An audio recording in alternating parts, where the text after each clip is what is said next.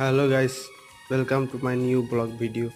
তো অবশ্যই নতুন হয়ে থাকলে লাইক, কমেন্ট, শেয়ার ও সাবস্ক্রাইব কমেন্ট অবশ্যই করে দিও।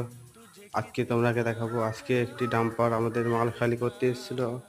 তো বৃষ্টির কারণে গাড়িটি ধস নেই রাস্তার সাইডে। তো দেখতে পাচ্ছ গাড়িটি তোলবার জন্য, তো গাড়িটি মাল খালি করছে দেখতে পাচ্ছ। তো কতটা কি হয় দেখা যাক, মাল খালি করছে।